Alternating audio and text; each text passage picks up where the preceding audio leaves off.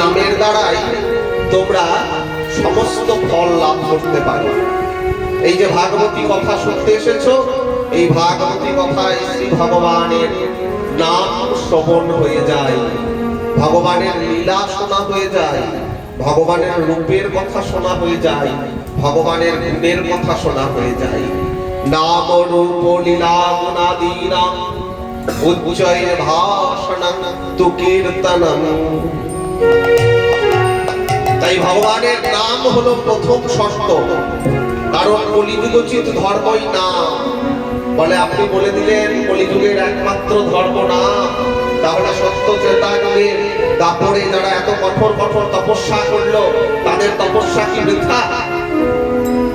সত্য যুগে যারা ধ্যান করেছে ভগবানের, ত্রেতা যুগে যারা যজ্ঞ করেছে, দাপর যুগে যারা সেবা করেছে, পরিচর্যা করেছে, তাদের সাধনাকে আপনি বৃথা বলে দিলেন?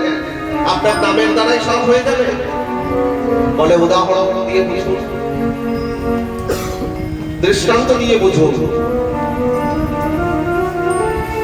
এত সহজে শুধু জিহ্বা ঠোঁট নাড়িয়ে আমি নাম করব, হে দামোদর, হে গোবিন্দ কৃপা করো, আমি নাম করব, নামের দ্বারা সব হয়ে যাবে?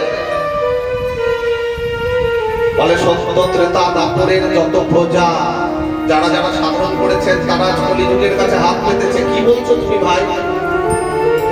শাস্ত্রকার লিখে দিয়েছেন ধন্য ধন্য কলিযুগ সর্বযুগ সার, হরিনাম সংকীর্তন যাহাতে প্রচার, যাহাতে সত্য ত্রেতা দাপরের যারা সাধক তারা এসে প্রশ্ন করেছে কলির জীবের কাছে, কলির সাধকের কাছে, জিহ্বা আর অস্ত নাড়িয়ে তুমি নাম করতে বলছো, এ তোমার কি সাধন ভাই? নামের দ্বারা সব ফল হয়? কি করে তুমি এমন সিদ্ধান্ত করলে? বলে এক বাবার 4 ছেলে, বুঝলেন? একজন বাবা তার 4 ছেলে, বাবা তার 4 ছেলেকেই কিছু করে মূলধন 10,000 টাকা দিয়েছে। বললো বাবা এই 10,000 টাকা তোমাদের দিলাম, তোমরা এই টাকার উপর ব্যবসা করে বাড়িয়ে নিজের মতো করে খাও। বাবা 10,000 টাকা করে 4 ছেলেকে দিয়ে বিদায় করলেন। মাস 2 পরে বাবা খবর দিচ্ছেন, বড় ছেলেকে ডেকেছেন, বাবা তোমার কি খবর? বড় ছেলে বলল বাবা আমি আপনার মূলধনের উপর বেশ কিছুটা ব্যবসা বাড়িয়েছি, অর্থাৎ আপনি 10,000 টাকা দিয়েছিলেন তার উপর ব্যবসা কিছুটা বেড়েছে। বললো বেশ ভালো কথা। মেজোকে জিজ্ঞাসা করলো বাবা তোমার কি খবর? মেজো ছেলে এসে বলল বাবা আপনি যে 10,000 টাকা দিয়েছিলেন সেই টাকাটার উপর আমার খুব বেশি বাড়েনি, তবে বাড়ছে, আমি চেষ্টায় আছি। বেশ লেগে থাকো বাবা। সেজো ছেলেকে ডেকেছেন, তোমার কি খবর? সেজো ছেলে বলছে বাবা আমি আপনার মূলধনের উপর বিশেষ কিছু টাকা বাড়াতে পারিনি, তবে আপনার দেওয়া যে মূলধন 10,000 টাকা সেটাও নষ্ট করি। বললো বেশ তুমি চেষ্টা চালিয়ে যাও। এইবার ছোট ছেলেকে ডেকেছেন, বাবা তোমার কি ব্যাপার? বাবা দেখছেন ছোট ছেলের মাথায় তেল নাই, রুখু মাথায় এসেছে, যে বস্ত্র গায়ে জামা পরে এসেছে জামা কাপড় ছেঁড়া। বাবা দেখেই বুঝতে পেরেছে। বলল বাবা আমি তো আপনার মূলধন সব নষ্ট করে ফেলেছি, কিন্তু এই কতদিন আমার মাথায় তেল পড়ে নাই, ভালো করে দুমুঠো খেতে পাই নাই, কতদিন আমার ভালো বস্ত্র জোটে নাই। 3 ছেলে দাঁড়িয়ে আছে, সত্য ত্রেতা দাপরের উপমা দিচ্ছেন ভাগবতরা। 3 ছেলে দাঁড়িয়ে আছে, বললো দেখো তোমাদেরই ছোট ভাই আমি 10,000 টাকা দিয়েছিলাম নষ্ট করে ফেলেছে, আবার যদি ওকে টাকা দিয়ে আমি ও রাখতে পারবে না। এই দেখো আমার গলায় একটা মণি আছে, এই মণিটা রোজ 1 কেজি করে সোনা প্রসব করে। আমার গলায় যে মণিটা আছে না, এই মণিটা রোজ 1 কেজি করে সোনা প্রসব করে, বুঝলে? আমি ওকে টাকা পয়সা দেবো না, এই মণিটা তোমাদের ছোট ভাইকে দিচ্ছি, কারণ টাকা পয়সা দিলে সে নষ্ট করে দেবে, তাই এই মণিটা ছোট ভাইকে দিয়ে দিলাম, এই মণিটা নিয়ে ও যা করে খাবে।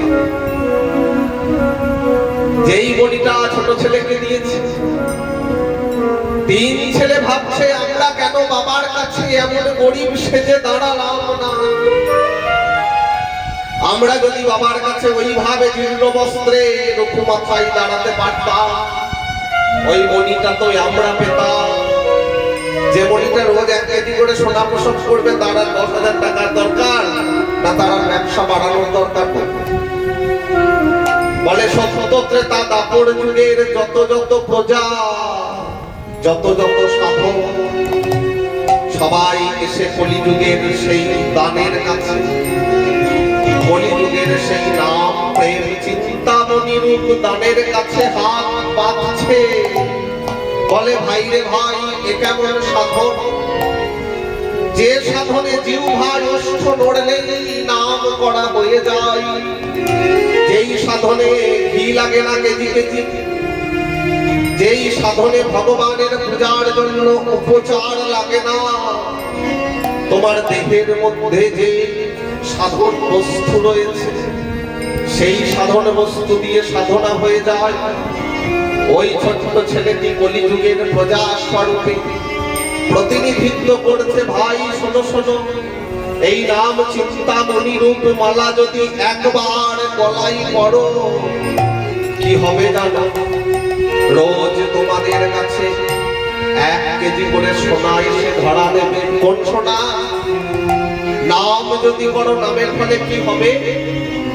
উত্তর দিচ্ছেন সনাতন গোস্বামীপাদ। প্রথমেই আমরা জয় দিলাম সর্বস্বামী, জয়রূপ সনাতন ভট্ট রঘুনাথ, শ্রীজীব গোপাল ভট্ট দাস রঘুনাথ। এই যে দ্বিতীয় জয়, সনাতন গোস্বামীপাদ।